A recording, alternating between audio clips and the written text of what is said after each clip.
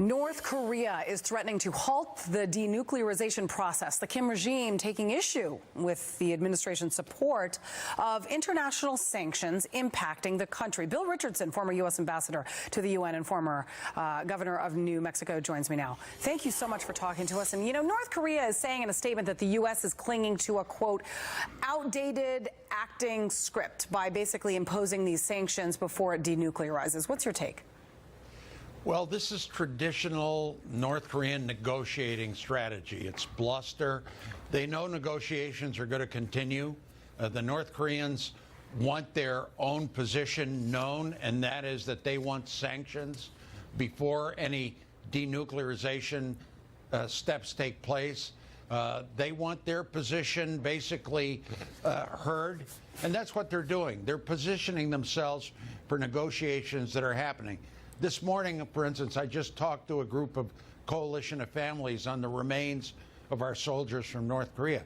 You know, the North Koreans said they'd give us 200 remains. They gave us 55. They drag things out. They use bluster.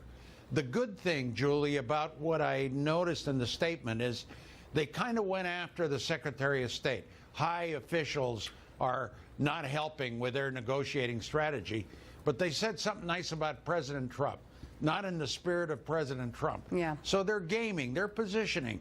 It shouldn't be gloom and doom. New. I mean, that's the whole problem here, because speaking of an outdated script, I mean, they're actually following the same outdated script that they're accusing the United States of doing. What I don't get here is, wasn't the point of the summit between Kim Jong-un and President Trump that you denuclearize and we lift sanctions? Not we lift sanctions, you denuclearize eventually when you feel like it.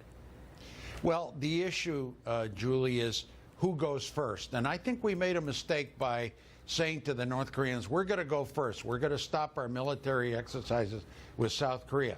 Now it's your turn. Well, what has North Korea done? Not much. You know, remains are important. We got 55. But they haven't taken significant steps. They blew up a missile site. They haven't had any detonation of their nuclear weapons. That's semi-positive. But they want to know that it's a step-by-step, that if they do something minor, they want some sanctions relief, because sanctions have bitten them. That's hurting them.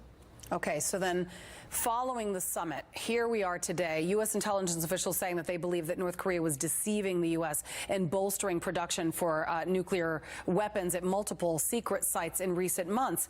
And that was the fear. That was the exact fear of what might happen. It's why John Bolton was against the summit to begin with. So then what happens next? If we feel like we've been had by North Korea, where do you go? Well, I think what this message that the North Koreans are sending, and Secretary Pompeo's, he's been there 3 times, is that negotiations with the North Koreans, they're always tough. They cheat. They change positions.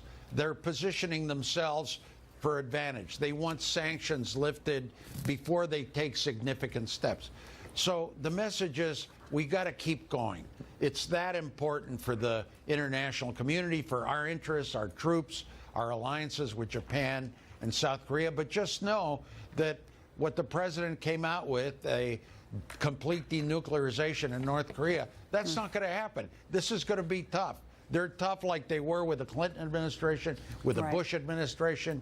You know, so negotiating with them is not easy, but it's worth pursuing. We got to stay on it.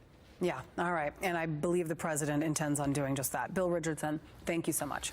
Nice to see you, Governor. Harris and Melissa coming up next, an Outnumbered Friday edition here. I know you're cooking up something great.